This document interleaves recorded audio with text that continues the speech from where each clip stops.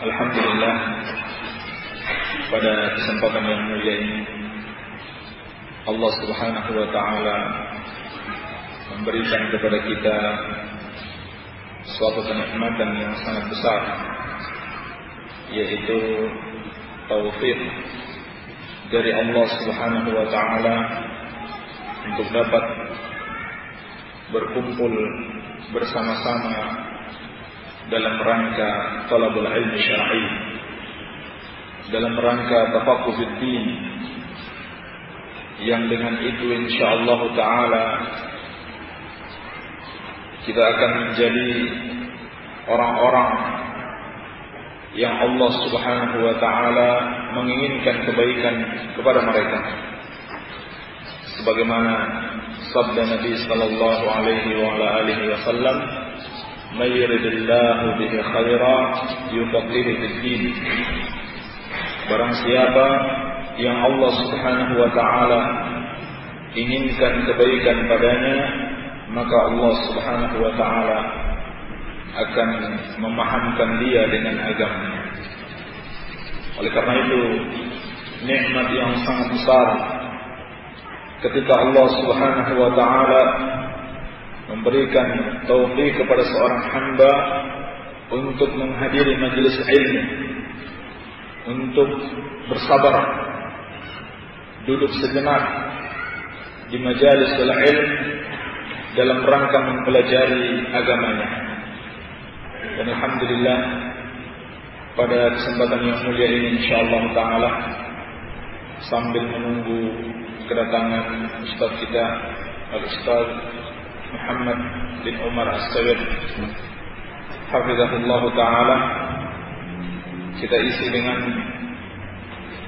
beberapa kalimat dalam rangka saling menasihatkan, belajar bersama apa yang Allah Subhanahu wa taala perintahkan kepada kita, dan mengetahui apa-apa yang Allah larang dari kita, sehingga kita bisa mengamalkan perintah Allah dan menjauhi larangan-larangan Allah Subhanahu wa taala.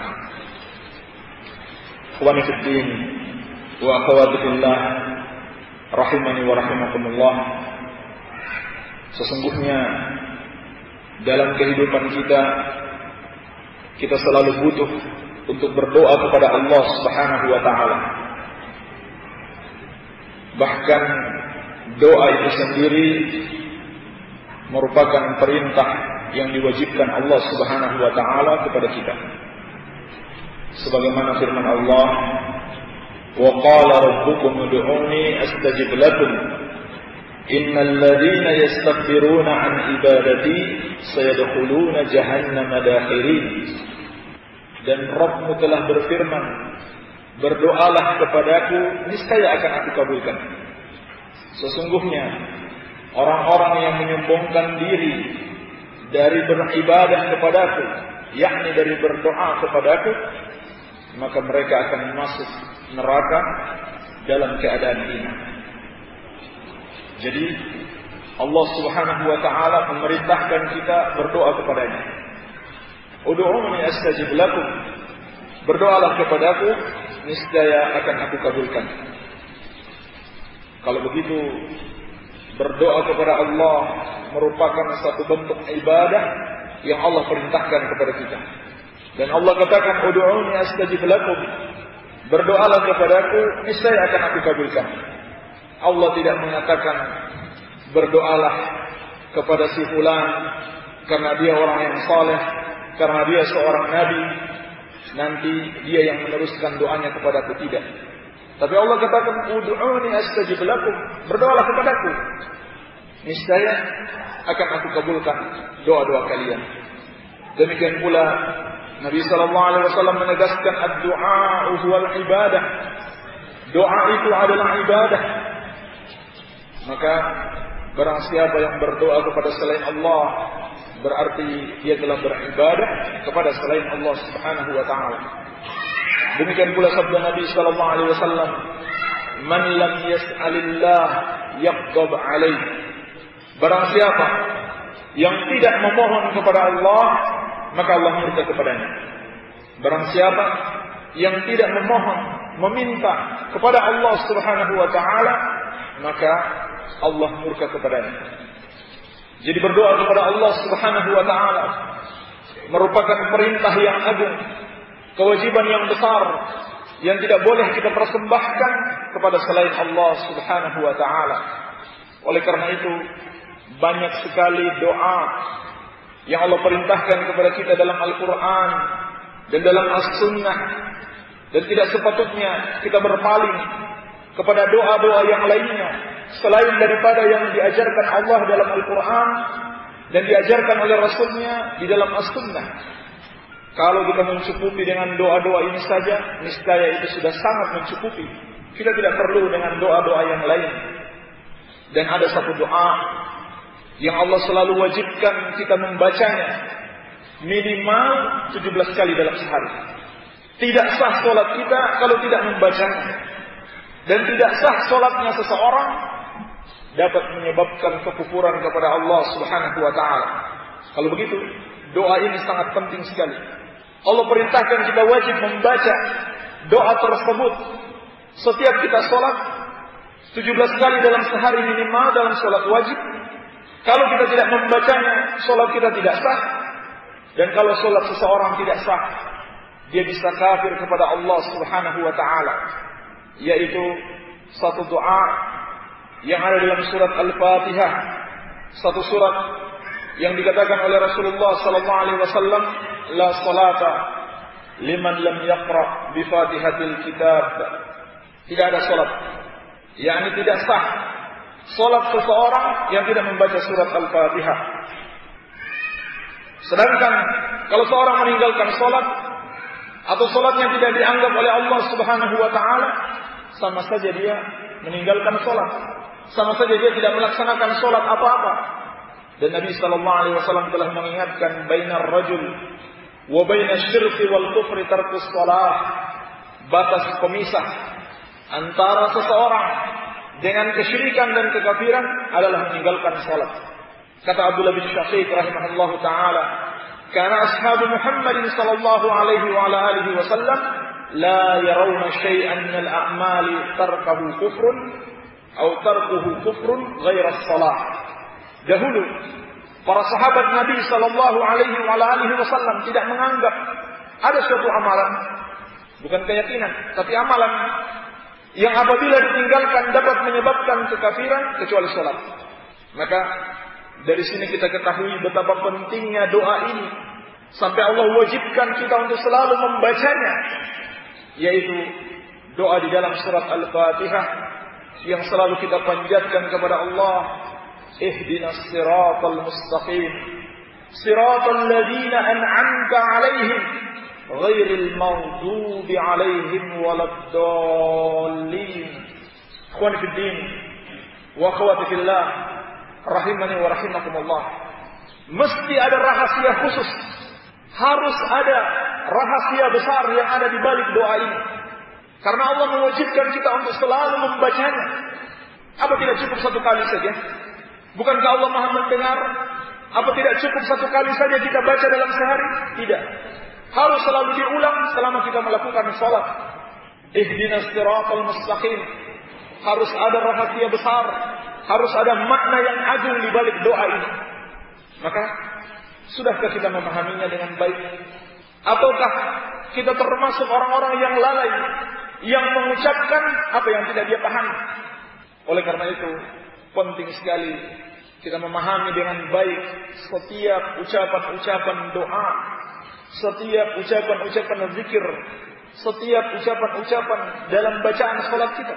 Kalau kita tidak paham, tidak akan mungkin kita bisa meraih khusyuk dengan sempurna. Tidak akan mungkin kita bisa merealisasikan zikir kepada Allah Subhanahu wa taala.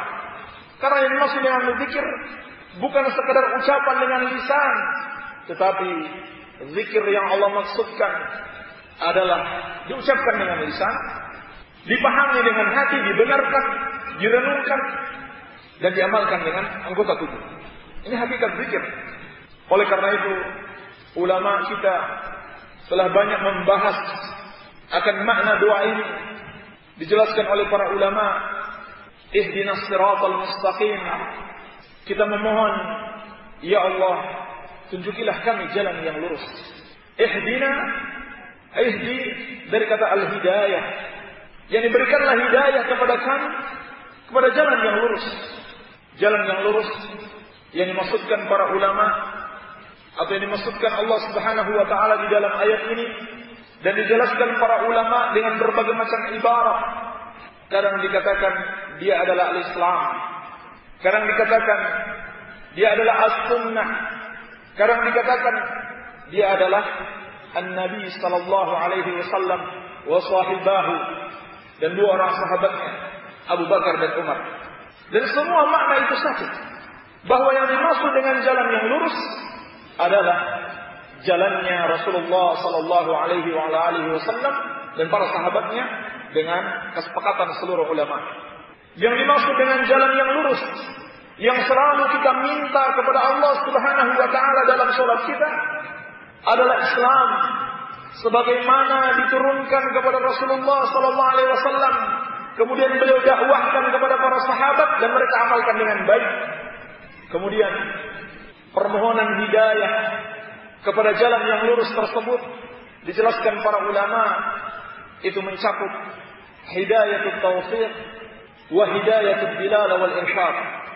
Hidayatul taufiq yaitu kemampuan untuk mengamalkan al-Islam, dan hidayah al-irsyad berupa bimbingan Allah Subhanahu wa taala, yakni untuk memahami ayat-ayat Allah Subhanahu wa taala, yaitu hidayah kepada ilmu dan hidayah kepada amalan. Permohonan hidayah di dalam ayat ini mencakup dua macam hidayah sekaligus, yaitu hidayah kepada ilmu dan hidayah kepada amal.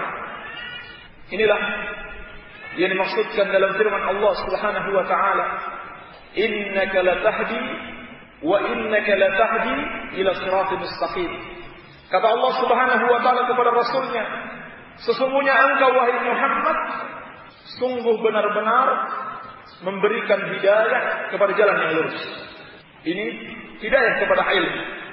Adapun hidayah kepada amalan yang dimaksudkan di dalam firman Allah, innaka la tahdi man ahbabta. Sesungguhnya engkau wahai Muhammad tidak bisa memberikan hidayah kepada siapa yang engkau cintai. Yani hanya Allah Subhanahu wa taala yang membuat mereka mampu mengamalkan ilmu yang engkau sampaikan. Maka ini yang selalu kita minta kepada Allah.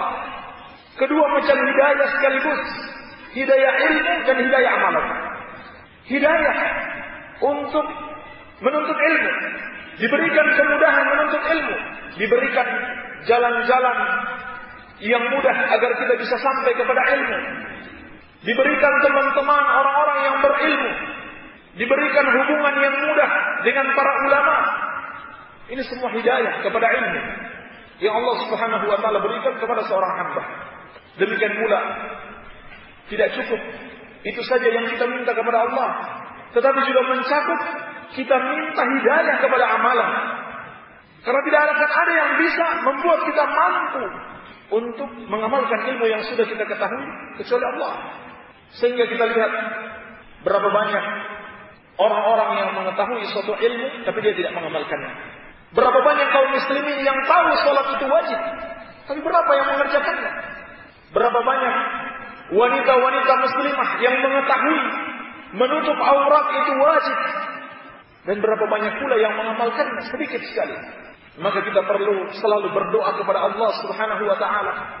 Adakah kita menghadirkan harapan dan keinginan untuk mendapatkan ilmu dan amalan ketika kita mengucapkan ihdinas siratal mustaqim? Dan adakah di dalam hati kita sebuah harapan besar ketika kita memohon kepada Allah ihdinas siratal mustaqim untuk mendapatkan ilmu dan amalan? Dan adakah sudah kita realisasikan dalam amalan kita dengan anggota tubuh kita, yakni kita gerakan langkah kita untuk menghadiri majelis ilmu? Tidak masuk akal kalau seorang setiap hari mengatakan ihdinas siratal mustaqim tapi dia malas menuntut ilmu, bahkan dia tidak mau menghadiri majelis ilmu. Lalu kenapa dia minta kepada Allah agar dimudahkan, agar diberikan hidayah kepada ilmu, tapi dia sendiri tidak mau menempuh sebab-sebab untuk dapat menuntut ilmu agama. Maka bagaimana pula dia mengamalkannya? Kalau ilmunya saja sudah tidak dia ketahui, tidak mungkin dia bisa mengamalkannya dengan baik. Sehingga yang terjadi, kebodohan itu merajalela. Kebodohan itu tersebar. Maka muncul berbagai macam kerusakan. Ketika kaum muslimin jauh dari ilmu, semakin jauh dari amalan, maka yang terjadi adalah tersebarnya kebodohan dan tersebarnya kerusakan.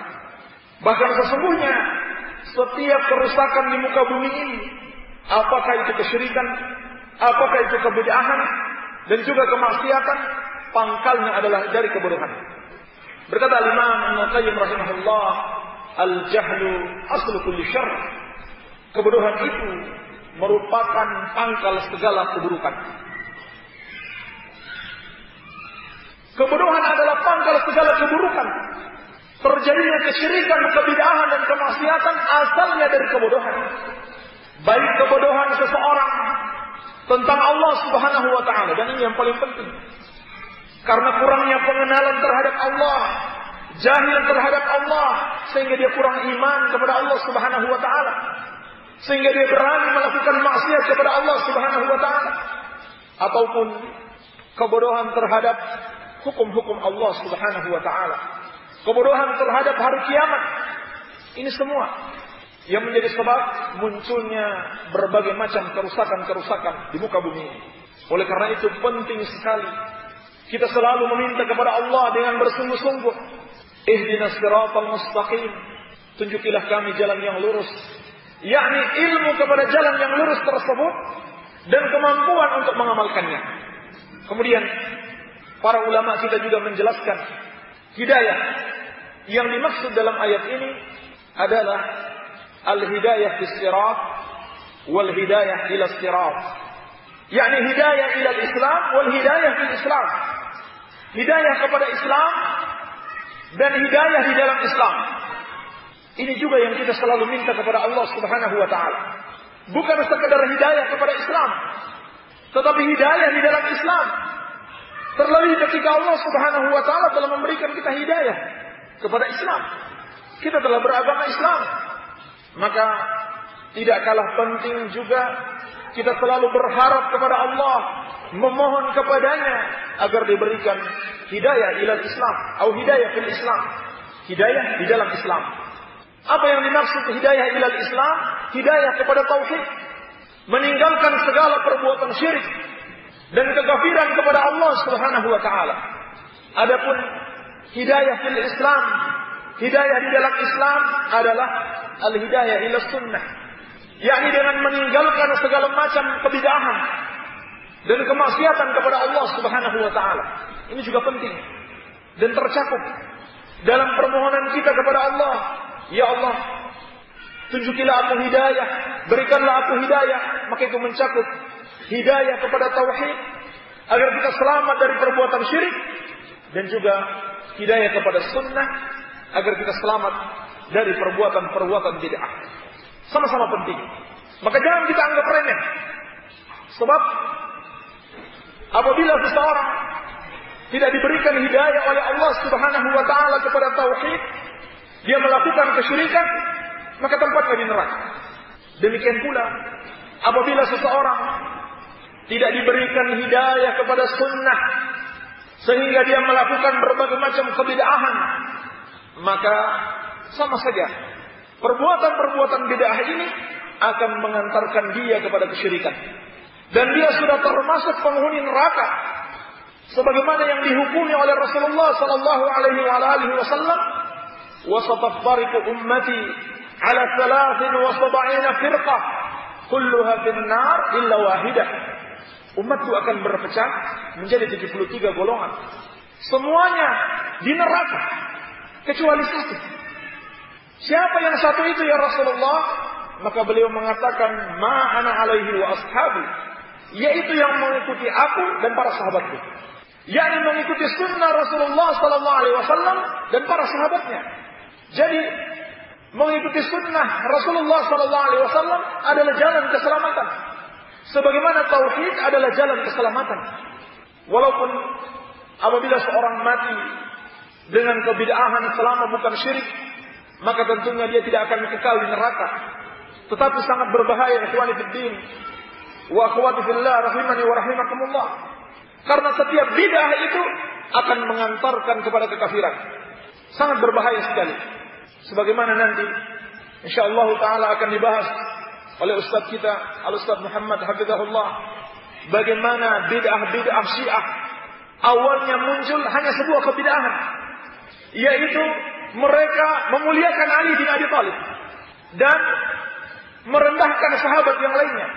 Apa mereka meyakini sebetulnya Ali bin Abi Thalib yang berhak menjadi khalifah, bukan Abu Bakar dan Umar. Ini bukan sebuah kekafiran, ini sebuah kebid'ahan. Pada akhirnya lambat laun semakin mereka gulu, semakin mereka berlebih-lebihan kepada Ali bin Abi Thalib, sampai pada akhirnya mereka mengangkat dia sebagai sesembahan mereka, sebagai ilah. Maka ini bukti bahwasannya setiap bid'ah itu dapat mengantarkan kepada kesyirikan. Sehingga seorang tabi'in yang mulia Abu Aliyah rahimahullah pernah mengatakan, Inna alayya la ni'matain. Inna alayya la ni'matain. Sesungguhnya Allah Subhanahu wa taala memberikan kepadaku dua kenikmatan. Ma'adri ayyatahuma a'zam. Aku tidak tahu dari dua kenikmatan tersebut mana yang lebih besar. An hadanillahu lil Islam wa alla yaj'alani haruriyya. Allah Subhanahu wa taala memberikan hidayah kepadaku kepada Islam, dan Allah Subhanahu wa taala tidak menjadikan aku sebagai seorang khawarij. Ini kata Al-Imam Abu Aliyah rahimahullahu taala. Beliau ini adalah seorang yang mendapati zaman Nabi sallallahu alaihi wasallam di masa mudanya. Tapi beliau belum sempat beriman ketika Rasulullah sallallahu alaihi wasallam masih hidup. Nanti di masa Abu Bakar baru beliau masuk Islam. Ketika muncul berbagai macam kebid'ahan, muncul awal kali bid'ah khawarij, maka beliau mengingat sabda Rasulullah sallallahu alaihi wasallam tentang 72 golongan yang termasuk ahlun nar, dan beliau melihat bagaimana kejelekan dan keburukan khawarij ketika itu, sehingga beliau merasakan betapa nikmatnya mengikuti jalannya para sahabat Rasulullah sallallahu alaihi wasallam. Itu adalah jalan kebenaran, jalan selamat dari kesesatan. Sehingga beliau mengatakan, ma'adri ayyatahuma a'zam an hadanillahu lil Islam wa alla yaj'alani haruriyya. Aku tidak tahu nikmat mana yang paling besar. Allah berikan hidayah kepadaku untuk memeluk Islam, ataukah Allah Subhanahu wa taala tidak menjadikan aku sebagai seorang khawarij, yakni khawarij haruriyah. Maka as-salafus salih menganggap nikmat di atas sunnah, nikmat di dalam Islam dengan ditunjuki seseorang untuk mengikuti sunnah dan selamat dari berbagai macam kesesatan adalah nikmat yang besar. Kalau begitu perlu kita jaga. Sebab kalau kita biarkan nikmat ini, kita tidak jaga, kita tidak syukuri dengan melakukan perbuatan-perbuatan yang bisa menghilangkan nikmat ini. Di antaranya dengan bergaul dengan orang-orang yang suka berbuat kebid'ahan, bergaul dekat dengan mereka, bahkan ikut amalan-amalan mereka. Ini di antara sebab yang bisa menghilangkan nikmat ini. Demikian pula kita tidak menghadiri majelis ilmu, kita tidak berusaha untuk mengenal sunnah dengan baik, kita tidak berusaha untuk memahami manhaj para sahabat Rasulullah sallallahu alaihi wasallam, maka berarti kita tidak berusaha untuk menjaga nikmat ini. Kita tidak berusaha menjaga nikmat di atas sunnah, padahal setiap hari kita minta kepada Allah. Dan nikmat ini sangat penting sekali, sehingga Allah mewajibkan kita untuk selalu memohon kepadanya, ihdinas siratal mustaqim, tunjukilah kami jalan yang lurus, yakni jalan kepada Islam dan jalan kepada sunnah, jalan kepada tauhid dan jalan as-salafus salih. Bagaimana kita memahami Al-Quran dan sunnah Rasulullah sallallahu alaihi wasallam sebagaimana yang dicontohkan dan diteladankan dan dipahami dengan baik oleh generasi salaf, generasi sahabat, generasi yang dibimbing oleh Rasulullah sallallahu alaihi wasallam, kemudian pengikut mereka dari kalangan tabi'in, kemudian pengikut mereka lagi dari kalangan tabi'ut tabi'in, dan seluruh para ulama ahli sunnah wal jamaah sampai hari kiamat. Dan ini perintah Allah.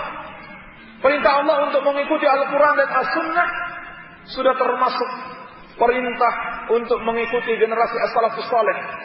Maka jangan dikatakan ini adalah sesuatu mazhab yang baru. Sebab kata mereka, Allah hanya memerintahkan kita untuk mengikuti Al-Quran dan Sunnah. Ini salah besar. Justru Al-Quran dan As-Sunnah memerintahkan kita untuk mengikuti jalan as-salaf, jalan para sahabat Rasulullah SAW, jalan orang-orang yang telah Allah ridhoi.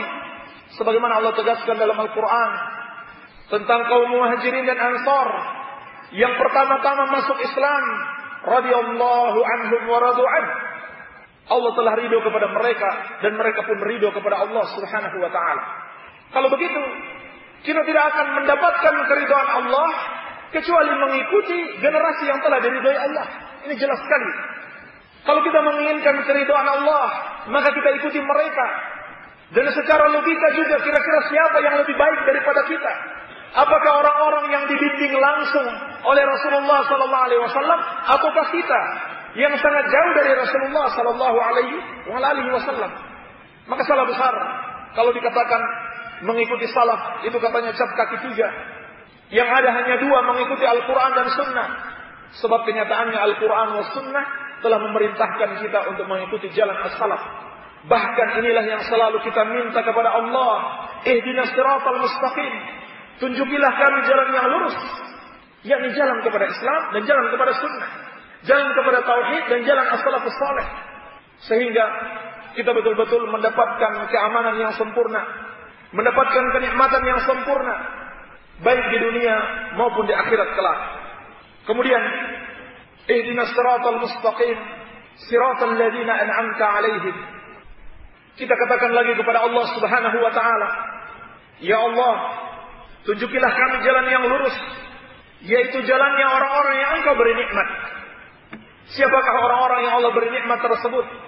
Dijelaskan di dalam ayat yang lainnya, wa may yuti'illaha war rasula fa ulaika ma'al ladzina an'ama Allahu 'alaihim minan nabiyyin was-siddiqin wasyuhada'i was-salihin wa hasuna ulaika rafiqa.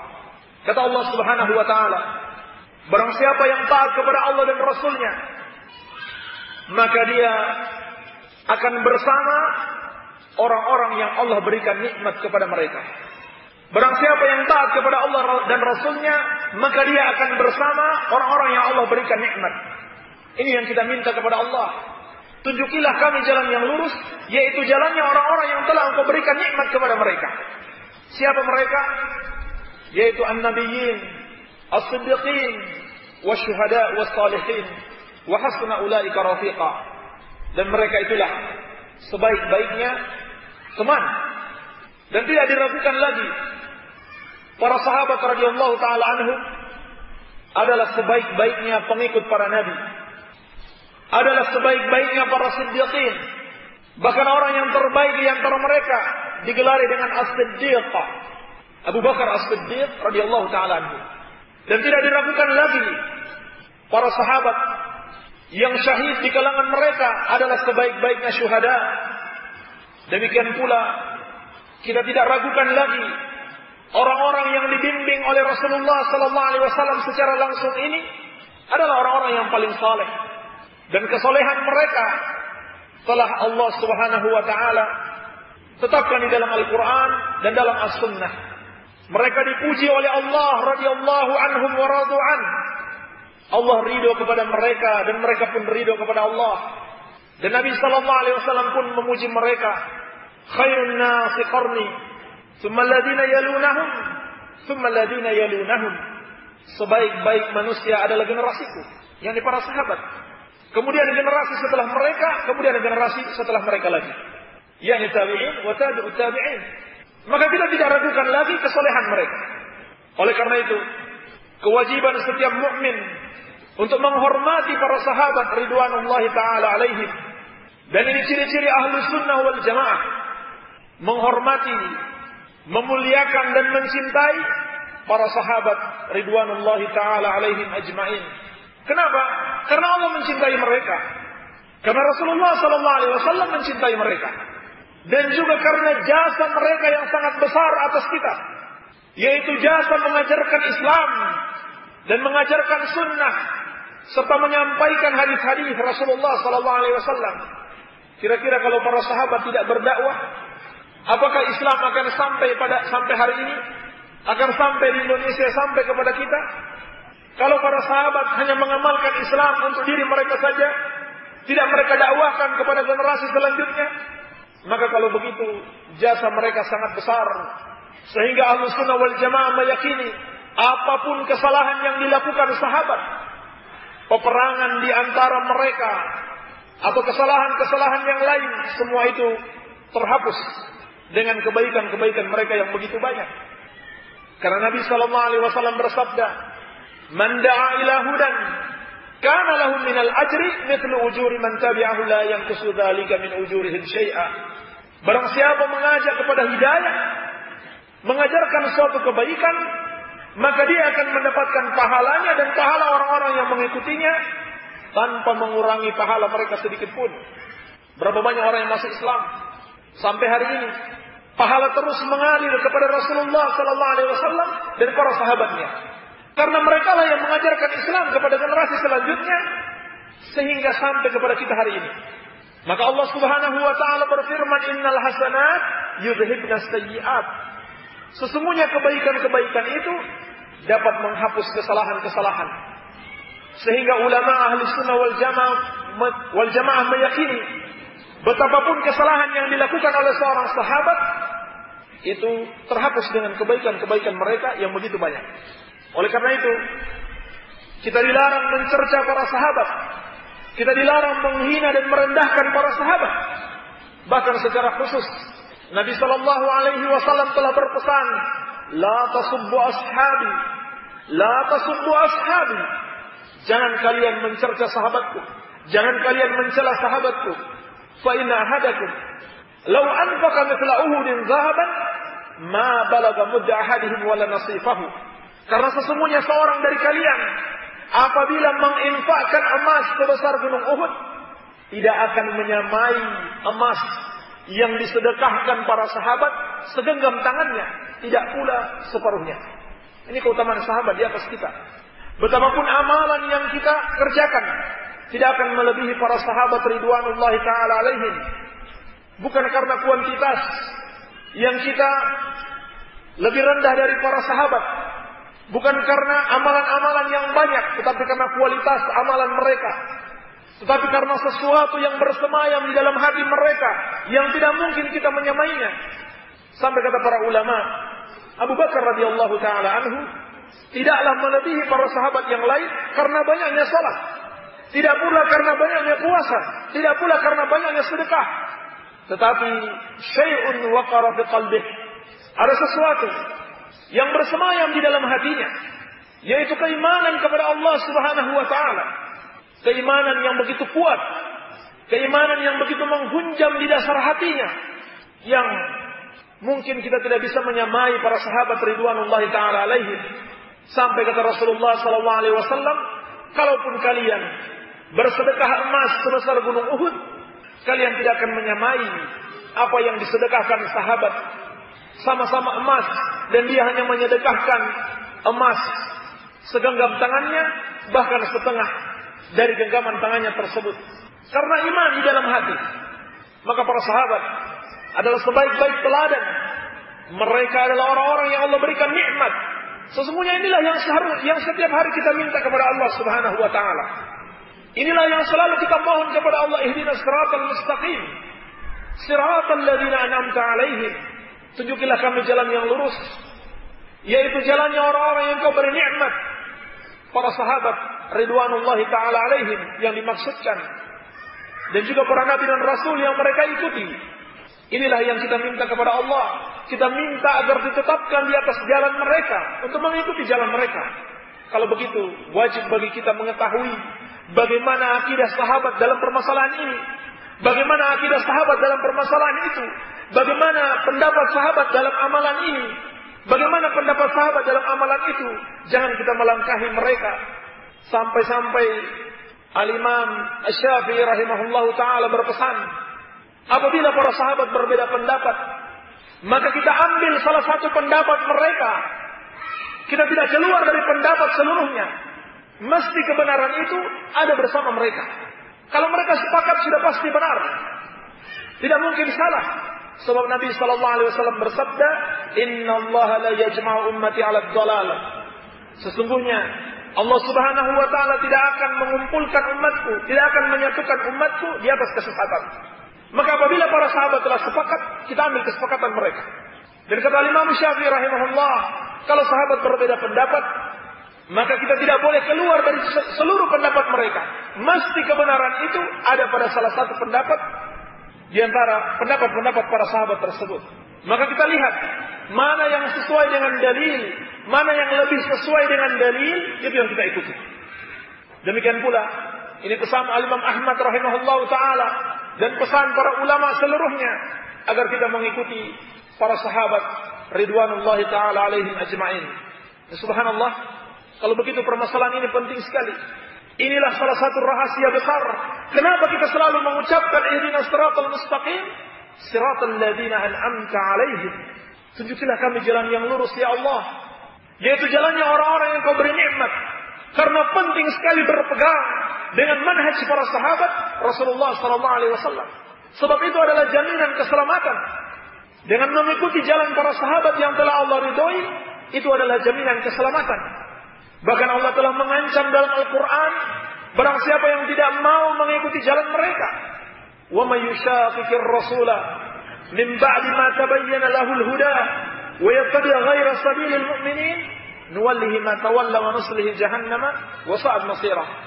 Barang siapa yang menentang Rasul setelah jelas kebenaran baginya, telah jelas baginya suatu sunnah dari Rasulullah sallallahu alaihi wasallam, tapi dia menolak dan dia mengikuti selain jalannya orang-orang yang beriman, maka kami biarkan dia sesat dan kami masukkan dia ke neraka jahanam, dan itulah seburuk-buruknya tempat kembali.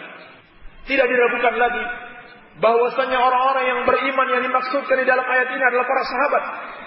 Karena tidak ada orang-orang yang beriman di muka bumi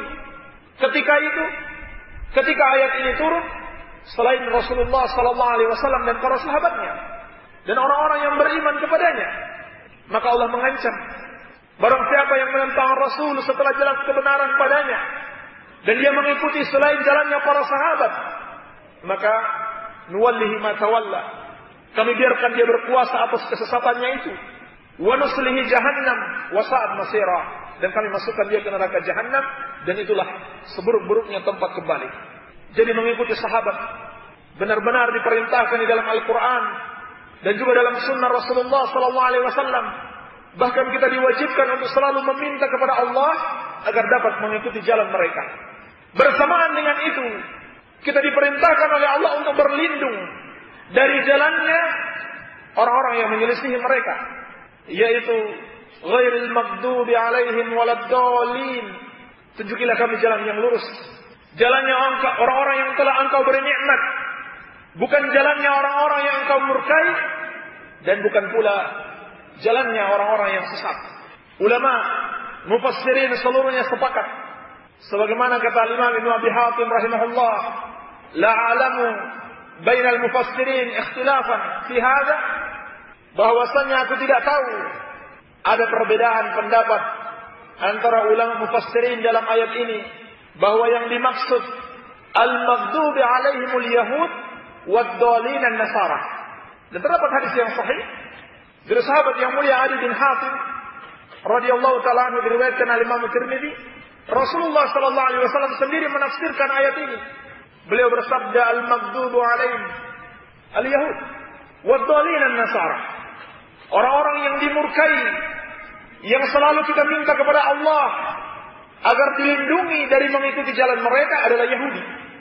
Sedangkan orang-orang yang sesat adalah Nasara. Orang-orang yang dimurkai adalah Yahudi dan orang-orang yang sesat adalah Nasara. Ini adalah sifat khusus yang Allah sematkan kepada mereka. Walaupun orang-orang yang dimurkai itu juga sesat dan orang-orang yang sesat itu juga dimurkai, tetapi masing-masing memiliki sifat khusus yang Allah sematkan kepada mereka. Sebagaimana tentang orang-orang Yahudi. Allah katakan tentang mereka, man la'anahu, mereka yang dilaknat oleh Allah, wa ghadiba alaih, dan Allah murka atas mereka, wa ja'ala minhumul qiradata wal khanazir, dan Allah jadikan di antara mereka kera-kera dan babi-babi. Ini menunjukkan betapa murkanya Allah Subhanahu wa taala kepada orang-orang Yahudi. Dan secara khusus Allah mensifatkan orang-orang Nasrani dengan kesesatan. Qad dhallu min qabl wa adallu katsira wa dhallu min sawa'is sabil wa dhallu an sawa'is sabil. Kata Allah Subhanahu wa taala, qad dhallu min qabl, mereka telah sesat sebelumnya. Wa adallu katsira, dan mereka menyesatkan banyak orang. Wa dhallu an sawa'is sabil, dan mereka sesat dari jalan yang lurus. Ini sifat-sifatan Allah kepada orang-orang Nasrani. Ini sifat yang khusus bagi mereka. Lalu kenapa Allah murka kepada orang-orang Yahudi, dan kenapa Allah menyesatkan orang-orang Nasrani? Ulama kita menjelaskan, karena mereka memiliki satu sifat yang di atas sifat itu berbagai macam kesesatan-kesesatan mereka itu muncul. Sifat apakah itu? Dikatakan para ulama, adapun orang-orang Yahudi, mereka memiliki ilmu tapi tidak mengamalkan ilmu mereka. Sedangkan orang-orang Nasara, mereka beramal tanpa didasari oleh ilmu. Inilah satu sifat yang melekat pada diri orang-orang Yahudi dan orang-orang Nasara, yang dengan sifat itu dibangun seluruh penyimpangan-penyimpangan mereka, dibangun seluruh kesesatan-kesesatan mereka. Ini yang selalu kita minta kepada Allah agar kita mendapatkan perlindungan dari dua sifat tersebut.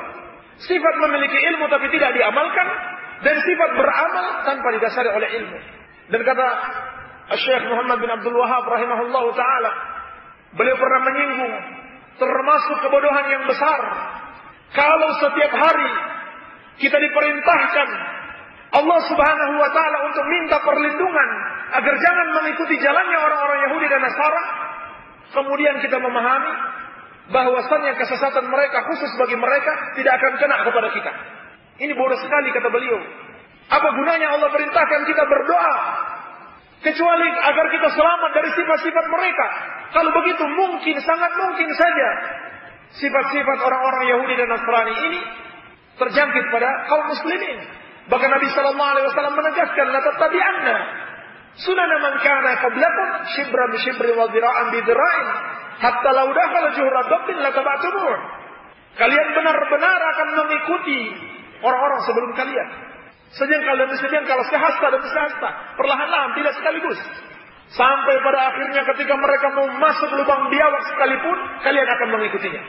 Dalam riwayat beliau ditanya apakah yang dimaksud Yahudi dan Nasrani, maka kata beliau, faman, siapa lagi kalau bukan Yahudi dan Nasrani yang kalian ikuti? Maka kalau begitu, mengikuti Yahudi dan Nasrani adalah sesuatu yang sangat berbahaya sekali. Dari mana kita tahu berbahaya? Karena setiap hari Allah perintahkan kita untuk membaca doa ini, agar kita jangan sampai mengikuti jalannya orang-orang Yahudi dan jalannya orang-orang Nasrani, dan mengikuti sifat-sifat mereka, terutama sifat-sifat yang di atasnya dibangun segala kesesatan mereka, yaitu beramal tanpa ilmu dan berilmu tanpa amal. Orang-orang Yahudi, sifat yang melekat pada diri mereka, mereka berilmu, mereka tahu kebenaran, tetapi mereka tidak mau mengamalkannya, mereka tidak mau mengikuti kebenaran tersebut.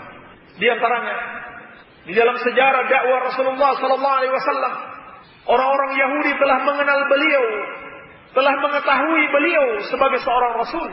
Mereka memiliki ilmu dari Taurat, bahwasannya para nabi dahulu telah mengabarkan kepada mereka akan datang seorang nabi dengan ciri-ciri ini dan itu, dan mereka telah kenal. Mereka tahu inilah nabi yang dijanjikan oleh Allah Subhanahu wa taala dalam Taurat. Sampai-sampai Allah mengatakan ya'rifunahu kama ya'rifuna abna'ahum. Mereka mengenal, mereka tahu Rasulullah sallallahu alaihi wasallam sebagaimana mereka tahu anak-anak mereka sendiri. Bahkan mereka tahu Rasulullah sallallahu alaihi wasallam akan berhijrah ke Madinah. Sehingga sebelum Rasulullah sallallahu alaihi wasallam datang ke Madinah, mereka sudah menunggu di sana. Mereka sudah tunggu duluan.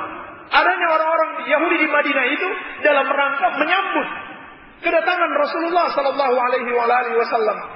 Tapi sayangnya, ketika mereka sudah tahu kedatangan beliau dan mereka kenali ciri-ciri Rasulullah sallallahu alaihi wasallam sebagai seorang rasul yang diutus oleh Allah, mereka tidak mau mengikutinya. Mereka ingkari beliau, bahkan mereka berdusta. Mereka tidak meyakini beliau sebagai seorang nabi utusan Allah Subhanahu wa taala. Maka dari situlah segala penyimpangan dan kesesatan mereka kemudian muncul.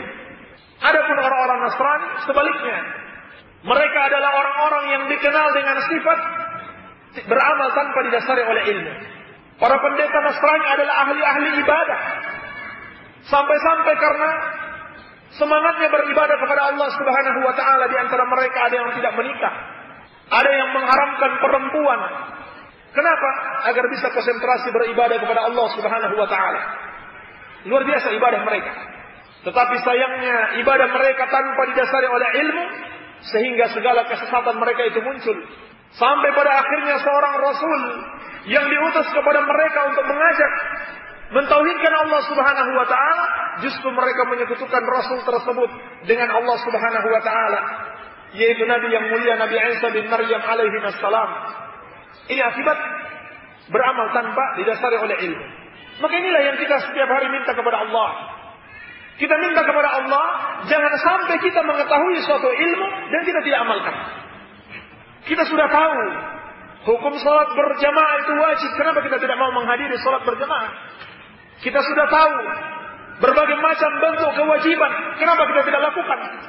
Kita sudah tahu apa-apa yang diharamkan Allah Subhanahu wa taala. Kenapa masih kita kerjakan? Apakah kita mau mengikuti sifatnya orang-orang Yahudi? Lalu kenapa kita berdoa kepada Allah, jangan sampai digolongkan kepada golongan orang-orang Yahudi? Padahal sifat-sifat mereka kita ikuti. Demikian pula sifatnya orang-orang Nasrani. Selalu kita minta kepada Allah, jangan sampai kita mengikuti sifat-sifat tersebut, yaitu beramal tanpa didasari oleh ilmu. Maka hendaklah kita berilmu dulu sebelum beramal. Seperti kata Imam Al-Bukhari rahimahullahu taala, al-ilmu qabla al-qawli wal amal. Ilmu itu wajib sebelum ucapan dan perbuatan. Ini kaidah besar di dalam Islam. Apapun yang kita amalkan haruslah berdasarkan ilmu. Dan yang dimaksud dengan ilmu adalah Al-Quran wa Sunnah, sesuai dengan pemahaman as-salafus salih, sesuai pemahaman Rasulullah sallallahu alaihi wasallam dan para sahabatnya. Jadi sangat berbahaya apabila kita beramal tanpa didasari oleh ilmu, sebab berarti kita telah mengikuti kebiasaan orang-orang Nasara. Suatu kebiasaan, satu sifat yang pada akhirnya mengantarkan mereka kepada kesesatan-kesesatan. Dan sungguh kedua hal ini telah kita saksikan di tengah-tengah kaum muslimin hari ini. Telah kita saksikan di sekitar kita. Bahkan mungkin di dalam rumah kita. Ada orang-orang yang memiliki ilmu tapi dia tidak amalkan ilmunya. Padahal setiap hari dia mengucapkan ihdinas siratal mustaqim, siratal ladzina an'amta 'alaihim ghairil maghdubi 'alaihim waladdallin. Sebaliknya, ada orang-orang yang beramal tanpa didasari oleh ilmu.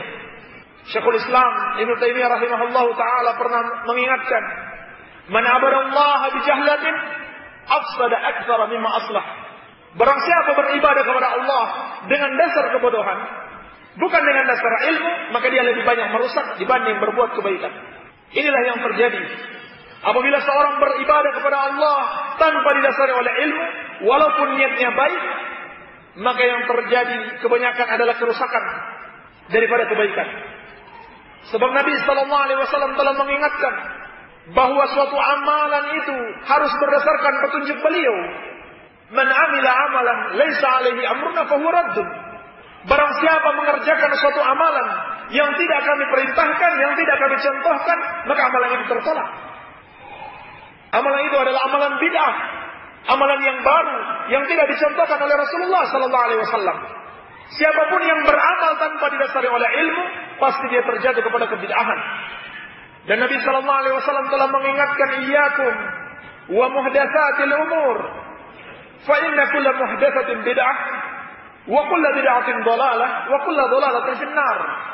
Hati-hati kalian dengan perbuatan-perbuatan yang baru di dalam agama. Karena sesungguhnya setiap yang baru dalam agama itu bid'ah, setiap bid'ah itu sesat, dan setiap kesesatan tempatnya di dalam neraka. Inilah hasilnya. Kalau seorang tidak beramal tanpa ilmu, maka amalannya akan tertolak. Amalannya menjadi bid'ah. Amalannya sesat, tidak diterima oleh Allah Subhanahu wa taala, dan dia terancam dengan azab Allah Subhanahu wa taala. Bahkan dia akan terjerumus ke dalam kekafiran dan kesyirikan kepada Allah, sebagaimana orang-orang Nasrani juga telah terjerumus ke dalam berbagai macam bentuk kesyirikan kepada Allah, dikarenakan mereka beramal tanpa didasari oleh ilmu. Jadi, kalau kita renungkan kembali makna ayat ini, ihdinas siratal mustaqim, siratal ladzina an'amta 'alaihim, ghairil maghdubi 'alaihim waladdallin. Kembali kepada dua perkara penting yang harus senantiasa ada dalam kehidupan kita, yaitu ilmu dan amalan. Dan inilah misi pengutusan Rasulullah sallallahu alaihi wasallam. Huwallazi arsala rasulahu bil huda wa dinil haqq liyudhhirahu 'ala ad-din kullih. Inilah misi pengutusan Rasulullah sallallahu alaihi wasallam, yang dengan misi tersebut maka agama yang beliau bawa akan menang di atas seluruh agama. Sebagaimana kata Allah dalam Al-Quran, dialah Allah yang mengutus Rasulnya dengan membawa al-huda wa dinil haq liyudhhirahu 'ala ad-din kullih, agar Allah memenangkan agamanya di atas seluruh agama-agama. Inilah kunci kemenangan. Apa itu al-huda wa dinil haq? Dikatakan para ulama, al-huda al-ilm wa dinul haq al-amal. Nabi sallallahu alaihi wasallam diutus dengan membawa petunjuk dan agama yang hak, yakni dengan membawa ilmu dan amalan sekaligus. Yang dengan ini liyudhhirahu 'ala ad-din kulli. Allah Subhanahu wa taala akan menangkan agama ini atas seluruh agama. Inilah kunci kemenangan. Kita mempelajari agama Allah Subhanahu wa taala dan kita amalkan. Pada hari ini kita lihat kemunduran kaum muslimin. Berbagai macam kesyirikan merajalela di tengah-tengah kaum muslimin. Dan inilah seburuk-buruknya kehinaan.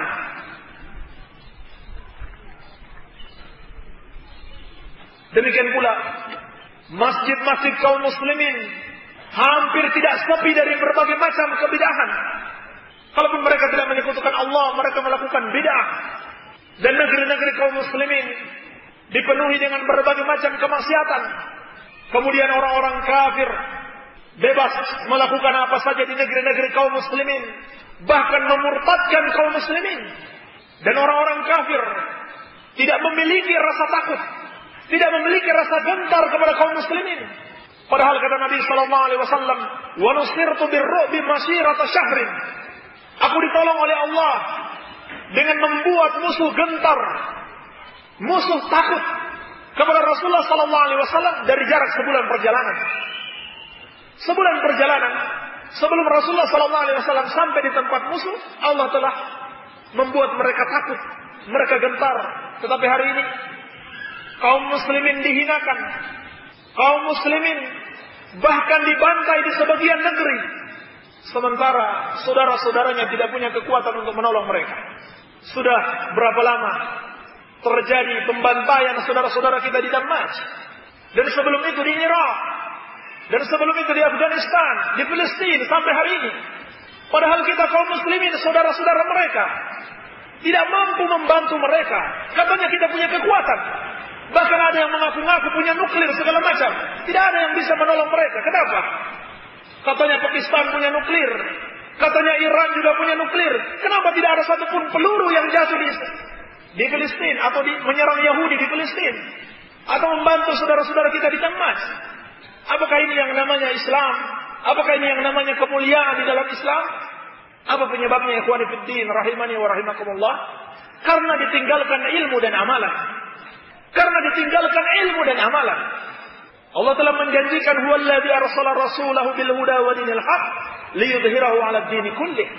Dialah yang mengutus Rasul sallallahu alaihi wasallam dengan membawa al-huda wa dinil haq, yaitu ilmu dan amalan, yang dengannya Allah Subhanahu wa taala akan memenangkan seluruh agama atas seluruh agama. Demikian pula Nabi SAW telah mengingatkan, apabila ditinggalkan ilmu dan amalan, maka betul-betul Allah Subhanahu wa taala akan timpakan kehinaan. Persis seperti yang terjadi pada hari ini.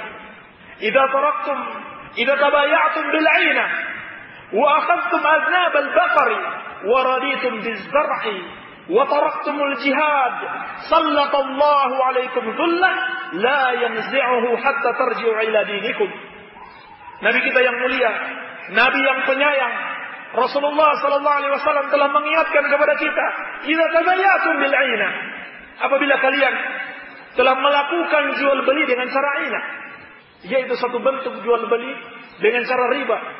Subhanallah, berapa banyak kita lihat transaksi ribawi yang beredar di depan kita, di sekitar kita, mungkin bahkan di rumah kita menikmati fasilitas dari transaksi riba. Bahkan lembaga-lembaga ribawi diresmikan sebagai lembaga-lembaga keuangan, di mana orang-orang yang bekerja di situ digaji besar dan dianggap orang-orang terhormat. Padahal Nabi Sallallahu Alaihi Wasallam mengatakan, sebagaimana dari Jabir bin Abdullah radhiyallahu taala anhuma, la'ana Rasulullah Sallallahu Alaihi Wasallam akilar riba wa mukilahu wa katibahu wa syahidai wa qalahum sawa.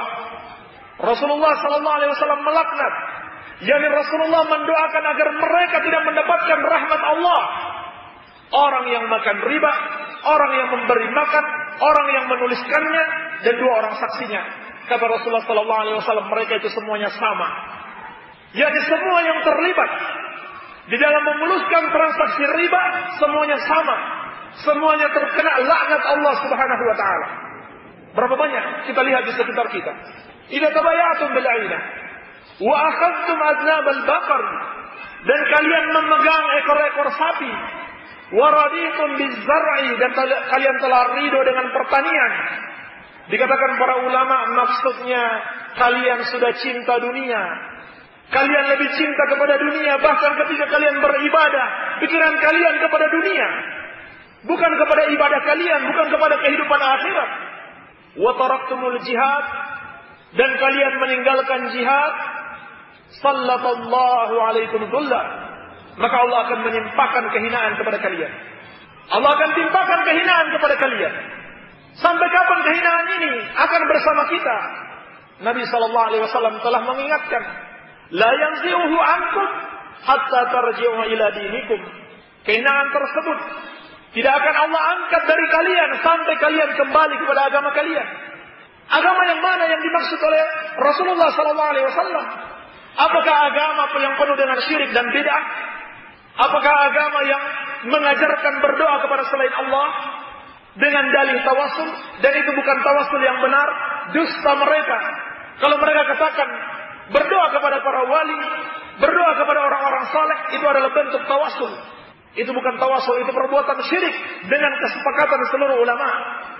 Man ja'ala bainahu wa bainallahi wasa'id yad'uuhum wa yas'aluhum asy-syafa'ah wa yatawakkal 'alaihim kafara ijma'an. Ulama kita menjelaskan, barang siapa yang menjadikan antara dirinya dengan Allah perantara, di mana dia jadikan perantara tersebut untuk berdoa kepada mereka, memohon syafaat dan bertawakal kepada mereka, maka dia kafir dengan kesepakatan seluruh kaum muslimin, yakni seluruh para ulama. Maksudnya di sini ulama yang dianggap ulama, bukan ulama yang dianggap oleh setiap orang. Walaupun mereka mengatakan organisasi-organisasi kebangkitan ulama, belum tentu mereka itu ulama. Ulama yang sesungguhnya semuanya sepakat, yakni ulama Ahlus Sunnah wal Jamaah yang hakiki, semuanya sepakat. Orang yang menjadikan manusia, orang-orang saleh, para nabi dan rasul sebagai perantara untuk memohon kepada Allah, dia kafir. Tidak ada perbedaan pendapat ulama di dalam masalah ini. Imam Syafi'i, Imam Ahmad, Imam Malik, Abu Hanifah, dan para imam semuanya yang betul-betul ulama, yang tidak saja dianggap ulama oleh masyarakat, tapi betul-betul ulama Ahlus Sunnah wal Jamaah, semuanya sepakat berdoa kepada selain Allah, menjadikan mereka sebagai perantara adalah perbuatan syirik, bukan tawassul, dusta mereka. Salah besar kalau mereka tawakan tawassul. Apakah agama seperti ini yang dimaksud oleh Rasulullah SAW yang akan menghilangkan kehinaan kita? Justru sebaliknya, ini akan menghancurkan kita. Ataukah agama yang mengajarkan kebid'ahan, mengajarkan ajaran-ajaran yang sesat, yang bertentangan dengan ajaran Rasulullah sallallahu alaihi wasallam? Ataukah agama yang mengajarkan membenci para sahabat? Demikian pula mencerca ummahatul mukminin seperti yang dilakukan orang-orang Syiah. Apakah agama ini yang dimaksud? Justru yang seperti ini yang akan menghancurkan kita. Tetapi yang dimaksud oleh Rasulullah sallallahu alaihi wasallam adalah agama sebagaimana yang diturunkan kepada beliau, yang beliau amalkan dengan baik, yang beliau ajarkan kepada para sahabat, mereka pahami dengan baik dan mereka amalkan dengan baik. Sehingga yang dimaksud oleh Rasulullah sallallahu alaihi wasallam, hatta tarji'u ila dinikum, sampai kalian kembali kepada agama kalian, bukan pula agama-agama yang mengajarkan jihad secara serampangan, yaitu dengan membunuh orang-orang kafir secara serampangan tanpa memperhatikan apakah orang kafir ini berhak dibunuh ataukah dia termasuk orang yang tidak berhak dibunuh. Apakah dia tidak pernah membaca sabda Nabi sallallahu alaihi wasallam, "Man qatala mu'ahadan lam yarah raihatal jannah, fa inna rihaha la tujadu min masirati 40 aman." Dalam hadis Bukhari dari Abdullah bin Amr bin As radhiyallahu taala anhuma, Nabi sallallahu alaihi wasallam menegaskan, barang siapa yang membunuh orang kafir yang terikat perjanjian dengan kaum muslimin, maka dia tidak akan mencium bau surga. Padahal bau surga itu tercium dari jalan 40 tahun perjalanan. Apakah agama seperti ini yang dimaksud oleh Rasulullah sallallahu alaihi wasallam? Membunuh orang kafir secara serampangan, tidak peduli apakah dia pantas dibunuh ataukah dia ada terikat perjanjian dengan kaum muslimin, ataukah dia diberikan visa, diberikan izin masuk ke negeri kaum muslimin, kemudian mereka bunuh dengan serampangan. Apakah agama yang menghalalkan darah kaum muslimin sehingga kantor polisi yang di situ ada masjid kaum muslimin, mereka bom, mereka ledakkan masjid yang ada di kantor polisi karena mereka anggap aparat di situ sudah kafir semua. Mereka kafirkan kaum muslimin.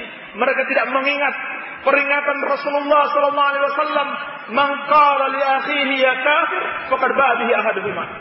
Barang siapa mengatakan kepada saudaranya yang muslim, "Wahai kafir," maka itu akan kembali kepada salah satu dari keduanya. Apakah mereka tidak ingat dengan sabda Rasulullah sallallahu alaihi wasallam ini? Bukan agama seperti itu yang dimaksudkan oleh Rasulullah sallallahu alaihi wasallam, tapi yang benar-benar mengikuti petunjuk beliau dan para sahabatnya.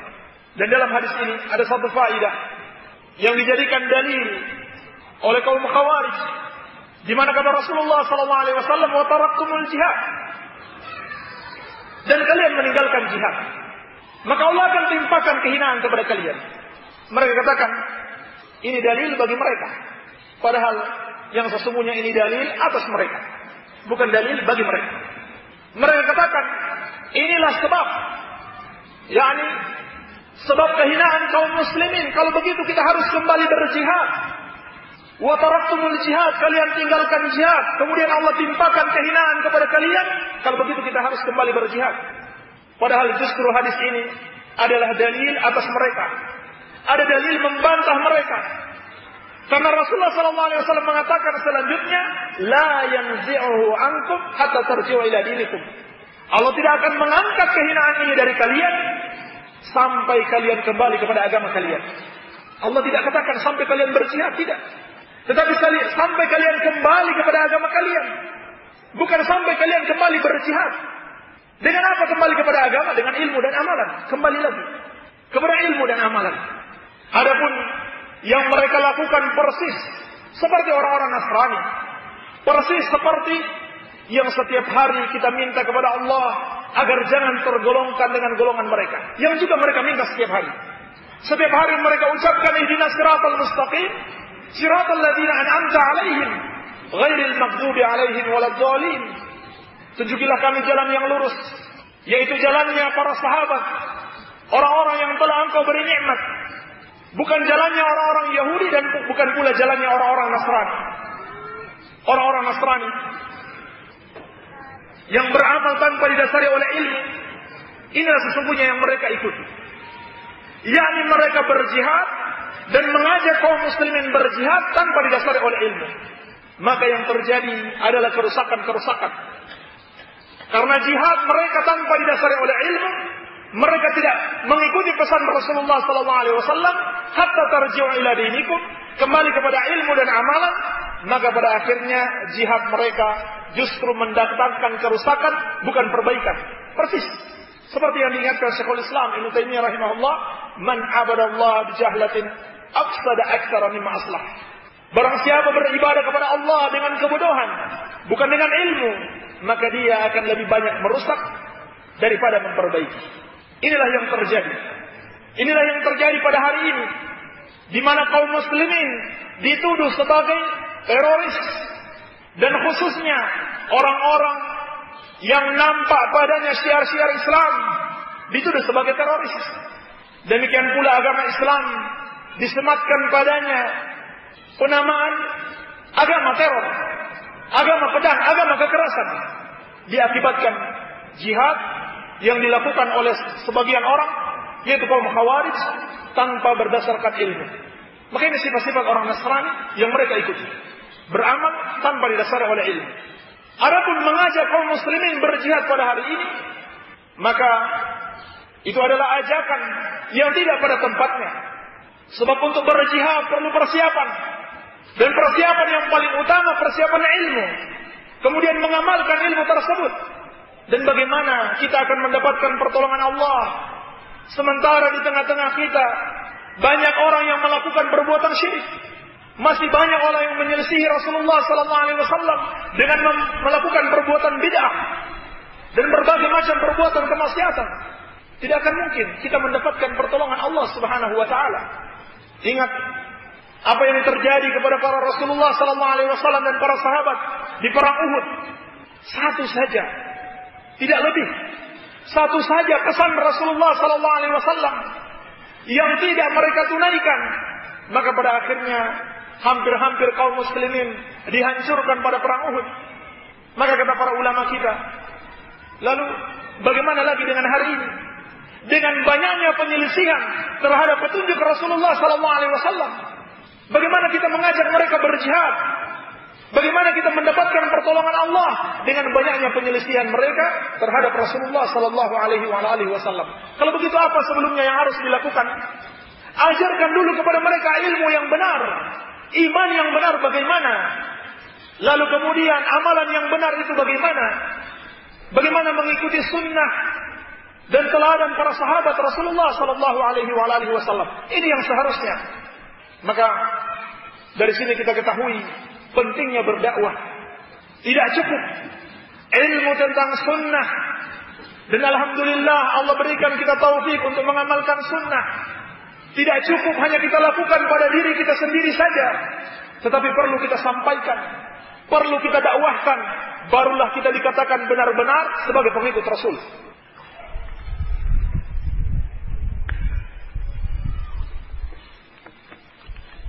Seseorang itu tidak akan mungkin dia menjadi seorang pengikut Rasul kalau dia tidak berdakwah, kalau dia tidak mengajarkan ilmu yang sudah dia ketahui dan sudah dia amalkan. Allah Subhanahu wa taala telah menjelaskan kepada kita bagaimana cara kita mengikuti Rasul, bagaimana cara kita meniti jalan beliau. Qul hadhihi sabili ad'u ila Allah 'ala basirah ana wa man ittaba'ani wa subhanallahi wa ma ana minal musyrikin. Katakanlah wahai Muhammad, katakan kepada umatmu, inilah jalanku. Apa itu? Ad'u ila Allah, aku mengajak kepada Allah. Aku berdakwah, mengajak manusia untuk mentauhidkan Allah dan mengikuti sunnahku. Ana wa man ittaba'ani, aku demikian pula orang-orang yang mengikuti aku juga berdakwah kepada Allah. Ala basirah, di atas ilmu. Wa subhanallahi wa ma ana minal musyrikin, dan maha suci Allah dan aku tidak termasuk orang-orang yang menyekutukannya. Kata para ulama, ayat ini menjelaskan kepada kita bahwasannya seorang pengikut Rasulullah sallallahu alaihi wasallam itu harus berdakwah. Karena Allah katakan qul hadhihi sabili ad'u ila Allah. Katakanlah, inilah jalanku, aku mengajak kepada Allah. Lalu juga kata Allah, ana wa man ittaba'ani, aku dan orang-orang yang mengikuti aku juga mengajak kepada Allah. Maka seorang walaupun dia berilmu, walaupun dia mengamalkan ilmunya, tapi dia belum berdakwah, dia belum menyampaikan ilmunya kepada yang lain, maka dia belum dianggap sebagai pengikut Rasul yang sebenarnya. Jadi dakwah adalah sebuah kewajiban. Sebuah kewajiban yang akan menyelamatkan kita dari kerugian, dari kebinasaan di dunia dan di akhirat kelak. Sebagaimana dalam ayat yang sudah sering kita dengarkan, Allah Subhanahu wa taala mengabarkan kepada kita seluruh manusia akan binasa, bahkan mereka sudah berada pada kebinasaan. Innal insana lafi khusr. Sesungguhnya manusia itu benar-benar berada dalam kerugian, yakni al-halak, kebinasaan. Illal ladzina amanu wa 'amilus shalihat wa tawassaw bil haqq wa tawassaw bis sabr. Kecuali orang-orang yang beriman dan beramal saleh dan berdakwah, menyampaikan al-haq dan bersabar. Jadi tidak cukup hanya beriman atau hanya berilmu dan hanya beramal saja untuk bisa selamat dari azab Allah Subhanahu wa taala, tetapi juga harus dengan dakwah dan dengan kesabaran. Dan juga Allah telah mengingatkan, apabila kita melihat suatu kemungkaran terjadi di depan mata kita, terjadi di sekitar kita, dan kita tidak berusaha untuk mendakwahi orang yang melakukan kemungkaran tersebut, maka jika Allah Subhanahu wa taala menimpakan azab kepadanya, maka kita juga akan kena. Wattaqu fitnatan la tusibanna alladziina zalamu minkum khassah. Takutlah kepada fitnah, yaitu kepada azab yang tidak saja menimpa orang-orang yang zalim di antara kalian secara khusus. Maksudnya apa? Dia juga akan menimpa kepada orang-orang yang baik di kalangan kalian, apabila orang-orang yang baik tersebut membiarkan orang-orang yang melakukan kemaksiatan. Maka berdakwah kepada Allah, mengajak manusia untuk mentauhidkan Allah dan mengikuti sunnah Rasulullah sallallahu alaihi wasallam merupakan jalannya pengikut para Rasul alaihi wassalam. Dan dalam ayat ini Allah Subhanahu wa taala mengingatkan bahwa dakwah Rasulullah sallallahu alaihi wasallam bukan sembarang dakwah, tetapi ad'u ila Allah, aku mengajak kepada Allah. Dakwah yang mengajak kepada Allah, dakwah yang ikhlas, bukan mengajak kepada hizbiyah, bukan mengajak kepada organisasi, bukan mengajak untuk mengikuti ustaz fulan atau ulama fulan atau markis fulaniyah, tidak sama sekali. Tetapi ilallah, mengajak kepada Allah Subhanahu wa taala, kepada Islam, kepada sunnah. Dan juga dalam ayat ini ada peringatan besar bahwa dakwah Nabi sallallahu alaihi wasallam, ad'u ila Allah ala basirah, aku mengajak kepada Allah di atas ilmu. Ini adalah salah satu landasan pokok di dalam berdakwah, yaitu ilmu.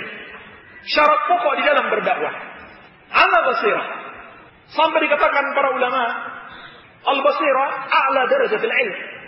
Basirah itu adalah tingkatan ilmu yang paling tertinggi. Di atas inilah seharusnya dakwah kita dibangun.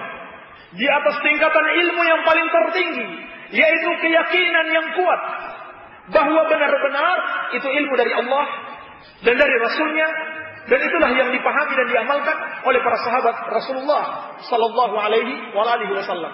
Ini yang dimaksud dengan basirah. Maka dakwah yang benar adalah dakwah yang dibangun di atas basirah, di atas ilmu. Sehingga kalau seorang berdakwah tapi dakwahnya bukan berdasarkan ilmu, maka dia belum dianggap sebagai pengikut Rasul alaihi salatu wassalam. Dakwah yang dibangun di atas kebodohan, bahkan dakwah yang mengajak kepada kesesatan-kesesatan. Walaupun di sisi yang lain kita lihat, Masya Allah, mereka mengajak orang melakukan salat, mereka mengajak orang berzikir, mereka mengajak orang melakukan qiyamul lail dan sebagainya.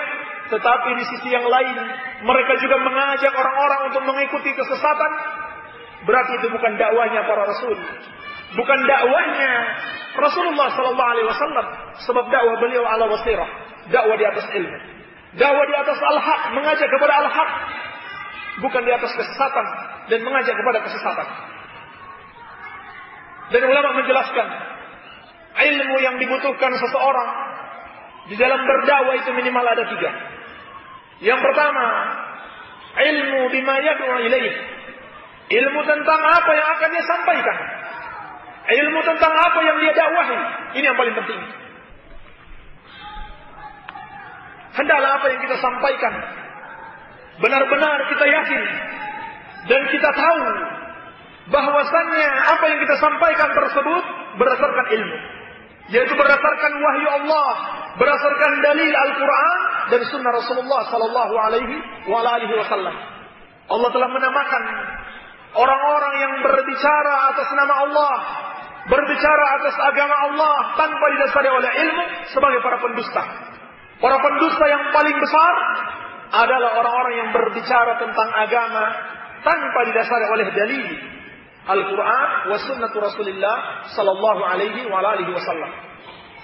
Allah telah mengingatkan dalam Al-Quran, "Qul innama harrama rabbi al-fawahish ma dhahara minha wa ma batan wal ithma wal baghy bighairi al-haqq wa an tushriku billahi ma lam yunzil bihi sultana wa an taqulu 'ala Allahi ma la ta'lamun."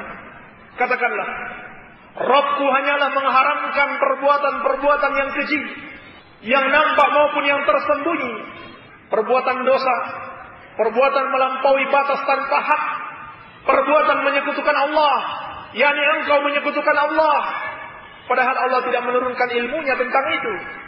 Wa an taqulu 'ala Allahi ma la ta'lamun, dan Allah mengharamkan kalian berbicara atas Allah apa yang tidak kalian ketahui, termasuk yang diharamkan Allah Subhanahu wa taala.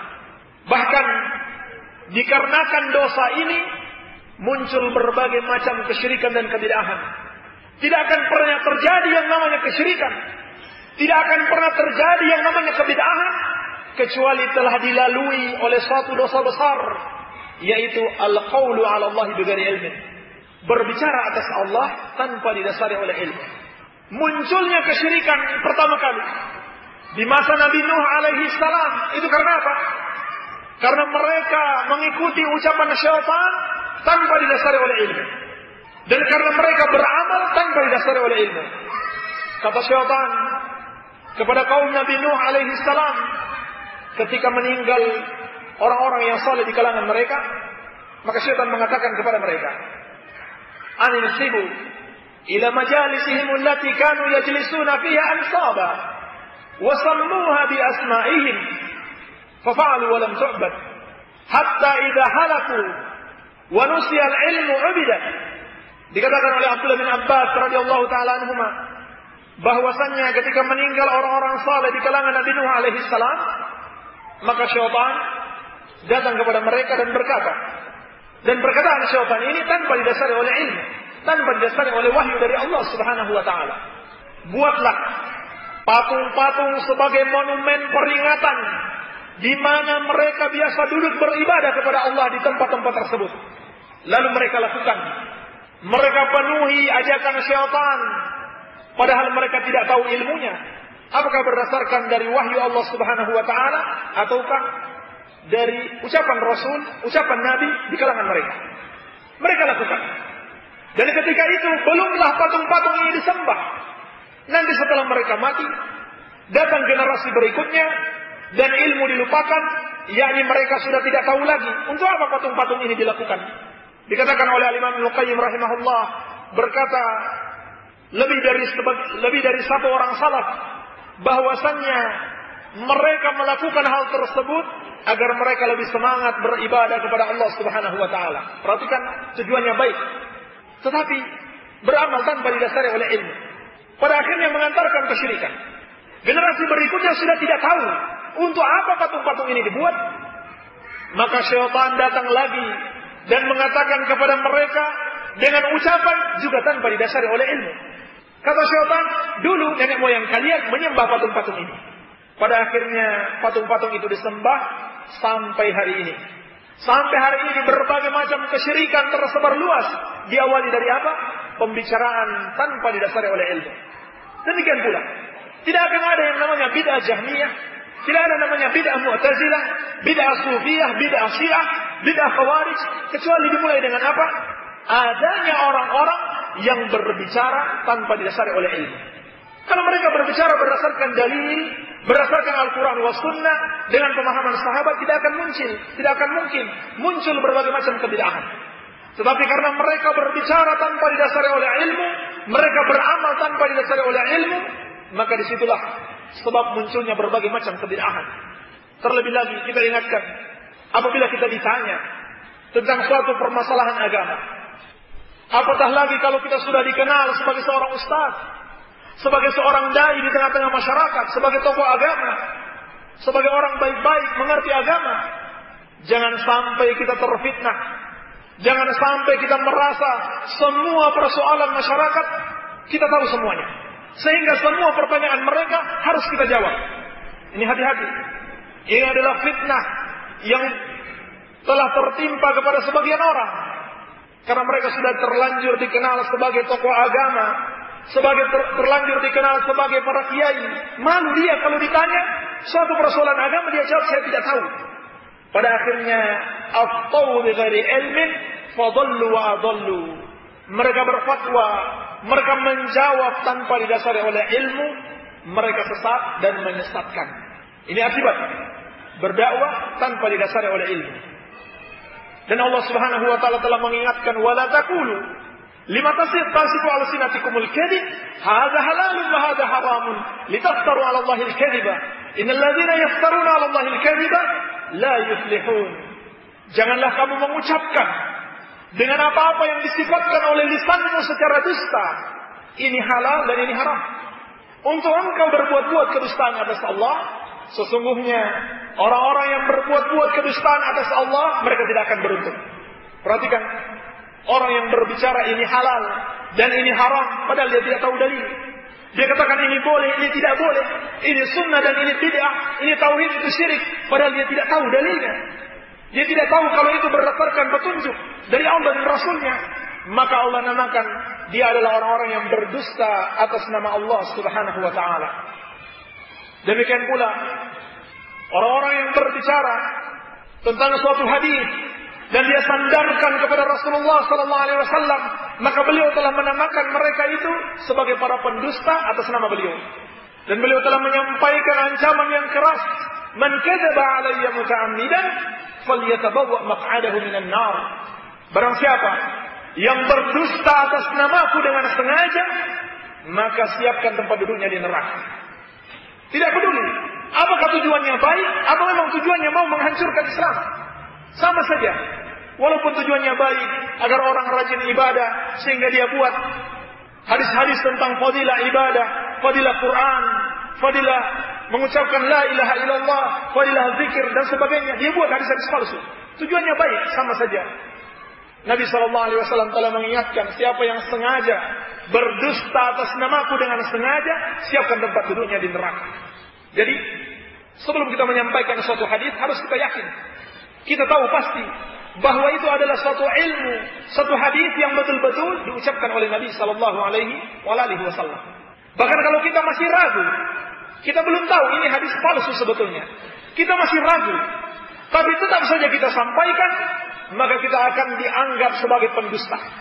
Seperti dalam hadis Muslim, Nabi SAW telah mengingatkan, man haddatsa anni haditsan yura annahu kadzibun fahuwa ahdul kadzibin. Barang siapa menyampaikan dari aku suatu hadis yang dia itu belum tahu, dia masih menyangka hadis ini palsu, tetapi tetap saja dia sampaikan, maka dia adalah salah seorang pendusta. Maka betul-betul di dalam dakwah itu harus berdasarkan ilmu. Harus kita tahu benar yang kita sampaikan berdasarkan dalil, karena dosa yang sangat besar dan akan terbangun di atasnya berbagai macam kesesatan kalau kita menyampaikan sesuatu tanpa didasari oleh ilmu, tanpa didasari oleh dalil Al-Quran wa Sunnah sesuai dengan pemahaman sahabat. Dan juga berhati-hati dengan sebagian orang yang mengatasnamakan Al-Quran dan As-Sunnah, tapi ternyata Al-Quran wa Sunnah itu dia pahami dengan pemahamannya sendiri, bukan dengan pemahaman para sahabat ridwanullahi ta'ala alaihim. Ini sama saja. Ini termasuk berbicara atas agama Allah tanpa didasari oleh ilmu. Maka ini yang pertama, bahwa seorang yang berdakwah, dia harus memiliki ilmu tentang apa yang dia sampaikan. Jangan dia berbicara tentang sesuatu yang tidak dia ketahui. Diam saja, lebih bagus diam, lebih selamat. Jangan sok tahu. Ini bukan analisa politik, bukan prediksi sepak bola, siapa yang akan menang lalu kita bisa sembarang berbicara, tidak. Ini perkara besar, persoalan besar, jangan kita anggap remeh. Bicara ini boleh dan ini tidak boleh. Ini hukumnya halal, ini hukumnya haram. Ini perkara besar. Tidak boleh kita anggap remeh. Kemudian yang kedua, ilmu yang harus dimiliki oleh seorang da'i adalah ilmu bihalil mad'uin. Ilmu tentang keadaan orang-orang yang dia dakwahi.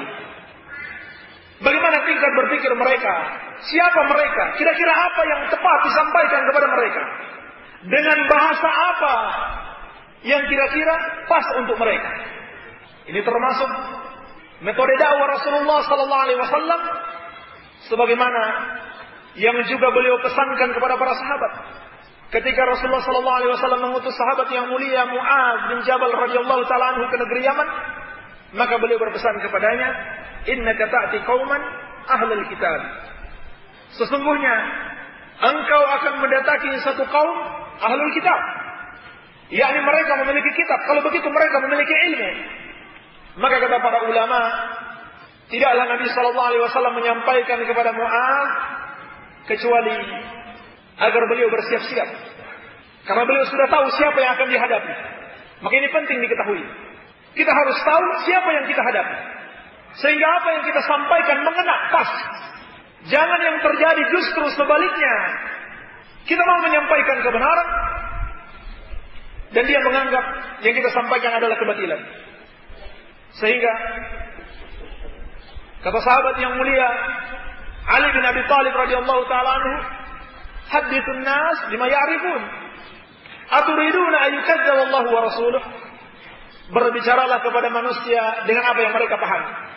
Dengan apa yang bisa mereka cerna. Jangan diberikan persoalan-persoalan atau kasus-kasus tertentu yang tidak bisa mereka cerna dengan baik, atau bahkan yang bisa mereka berprasangka buruk kepada dakwah Islam, khususnya kepada dakwah Ahlussunnah wal Jamaah. Sampaikan kepada mereka yang mereka butuhkan. Sampaikan kepada mereka tauhid. Sampaikan kepada mereka sunnah. Ingatkan mereka dari bahaya syirik. Ingatkan mereka dari bahaya kebid'ahan. Jangan kasih persoalan-persoalan yang mereka tidak butuhkan sebetulnya. Aturiduna ayyukazzaballahu wa rasuluh? Apakah kamu ingin Allah dan Rasulnya itu didustakan? Karena engkau menyampaikan sesuatu yang belum bisa dia cerna, belum cocok disampaikan kepada dia. Maka harus tahu bagaimana keadaan orang yang kita sampaikan. Ini hikmah di dalam berdakwah. Kemudian yang ketiga, seorang yang berdakwah juga harus mengetahui al-ilmu bitariqil musil ila hadhihi ad-da'wah. Ilmu cara dia menyampaikan dakwah ini. Dan ini sangat berhubungan dengan ilmu yang kedua. Dia tahu siapa yang dia sampaikan dan dia tahu bagaimana cara dia menyampaikan. Adapun secara umum, Allah Subhanahu wa taala telah mengajarkan kepada kita dalam Al-Qur'an, "Ud'u ila sabili rabbika bil hikmah wal mau'izatil hasanah wajadilhum billati hiya ahsan." Bagaimana cara kita menyampaikan dakwah? Secara umum telah Allah sampaikan dalam Al-Quran, ajaklah kepada jalan Rabbmu, berdakwalah dengan hikmah, dengan nasihat yang baik, dan debatlah dengan cara yang paling terbaik. Dikatakan para ulama, hukum asal berdakwah itu dengan hikmah. Maksudnya dengan hikmah adalah bil-lin war-rifq, dengan lemah lembut, bukan dengan kekerasan. Ini asalnya dakwah. Sebab dakwah itu dan ilmu yang akan kita sampaikan dibangun di atas sifat rahmat, dibangun di atas dasar kasih sayang. Sehingga ada satu hadis yang dikenal oleh para ulama dengan hadis al-musalsal bil awwaliyah.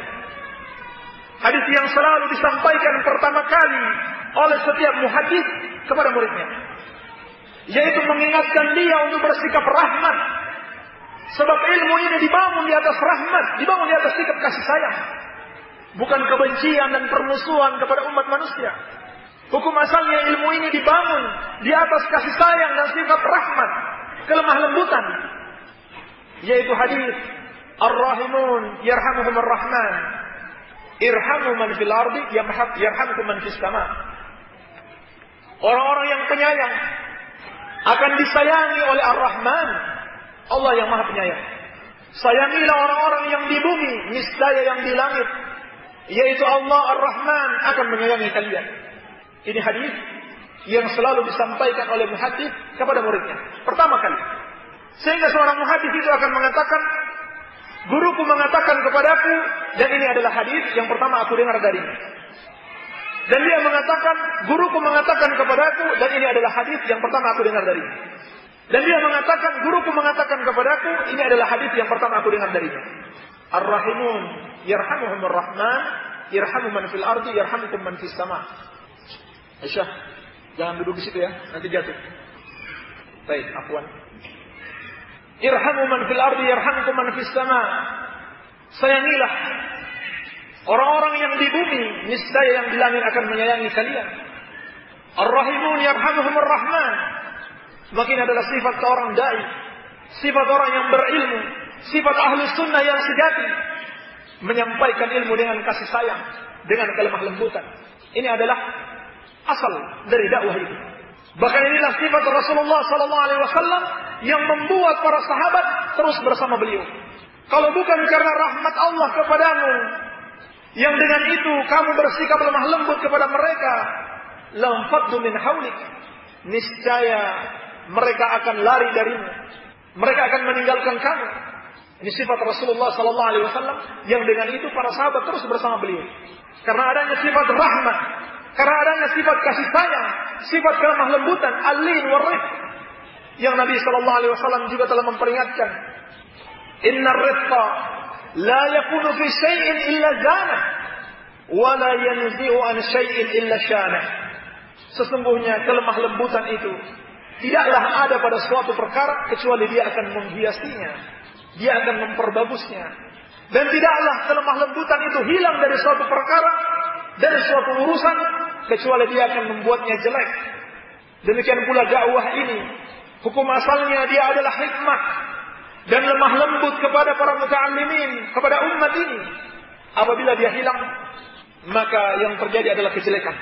Walaupun ini dakwah yang hak, dakwah yang benar, tapi sikap orang-orang yang mendakwahinya menghilangkan sifat rahmat, menghilangkan sifat kelemah lembutan, maka dia akan tampak sebagai dakwah yang sangat jelek.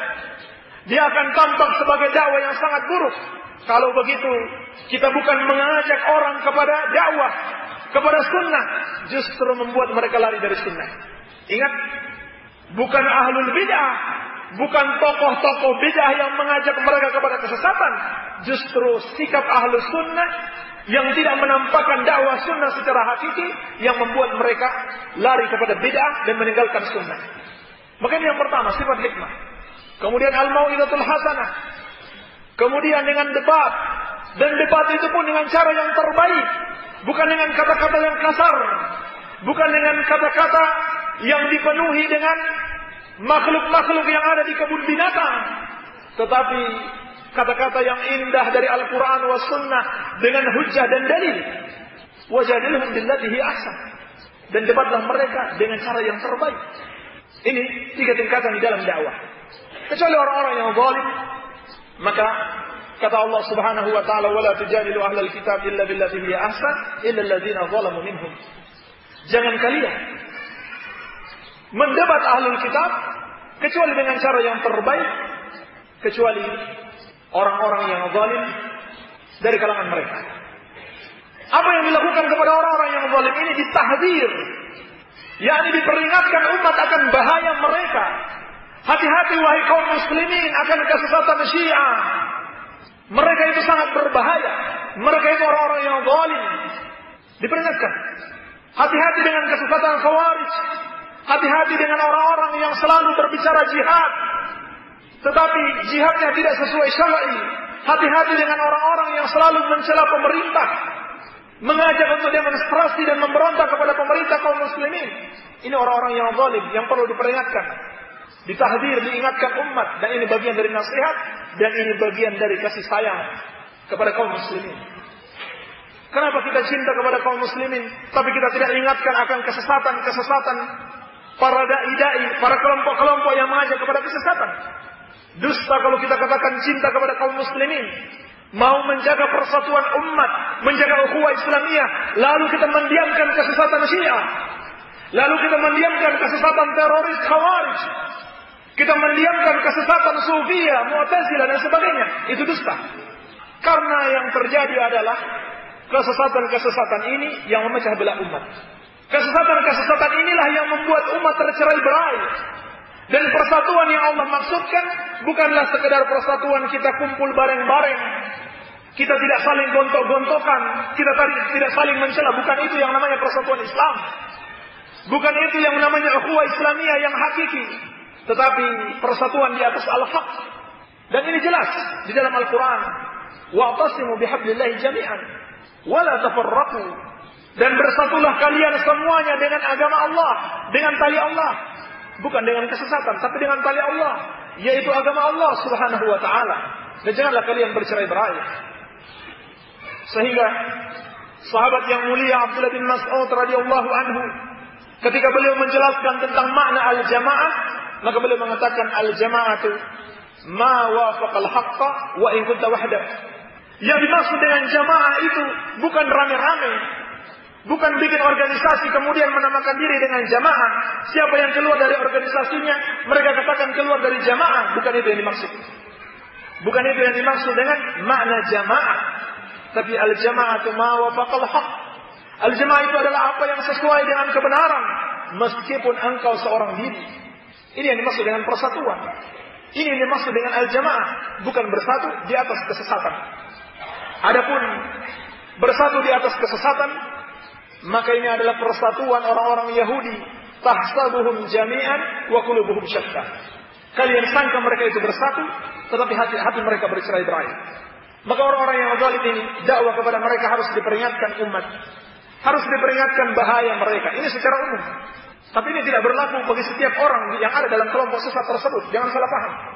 Jangan salah paham. Antum lihat ada seorang berpemikiran Mu'tazilah, berpemikiran Khawarij, berpemikiran Syiah, lalu langsung disikapi dengan kasar. Tidak. Tapi nasihati dulu dengan lemah lembut, mana tahu dia dapat hidayah.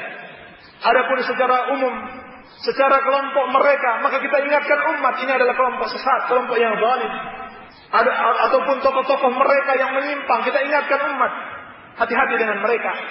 Dan inilah tujuan diadakan muhadarah kali ini, yang akan diisi oleh Ustaz kita Ustaz Muhammad Hafizahullah, yaitu untuk mengingatkan kesesatan Syiah, suatu kelompok yang sangat banyak kesesatannya, yang bisa kita katakan tidak ada satupun kelompok yang melebihi Syiah di dalam kesesatan. Tidak ada. Semua kelompok sesat tidak ada yang melebihi Syiah di dalam kesesatannya. Karena begitu banyak kesesatan-kesesatan mereka. Namun anehnya, ada sebagian yang mengaku ahlu sunnah, sebagian yang mengaku kaum muslimin, mengatakan mazhab Syiah itu adalah mazhab yang kelima. Di samping mazhab Syafi'i, di samping mazhab Hambali, mazhab Maliki, dan Hanafi. Maka insyaallah ta'ala lebih jelasnya akan dibahas pada muhadarah yang akan datang. Sepertinya sudah lama saya berbicara, tapi Ustaz Muhammad belum juga datang. Barangkali saya cukupkan dulu. Mungkin ada ustaz yang lain yang hadir, bisa mengisi nasihat, menunggu kedatangan ustaz kita. Ini yang bisa Anda sampaikan, semoga ada manfaatnya. Mudah-mudahan Allah Subhanahu wa taala mudahkan perjalanan Ustaz Muhammad. Barangkali ada kemacetan di jalan dan hambatan-hambatan yang lain. Semoga apa yang saya sampaikan bermanfaat. Lebih dan kurangnya saya mohon maaf. Yang benar itu dari Allah Subhanahu wa taala, dan yang salah dari kebodohan kami dan dari syaitan. Subhanakallahumma wa bihamdika asyhadu an la ilaha illa anta astaghfiruka wa atubu ilaik. Wa sallallahu ala nabiyyina Muhammadin wa alihi wasallam. Wa akhiru da'wana alhamdulillahi rabbil alamin. Wassalamu alaikum warahmatullahi wabarakatuh.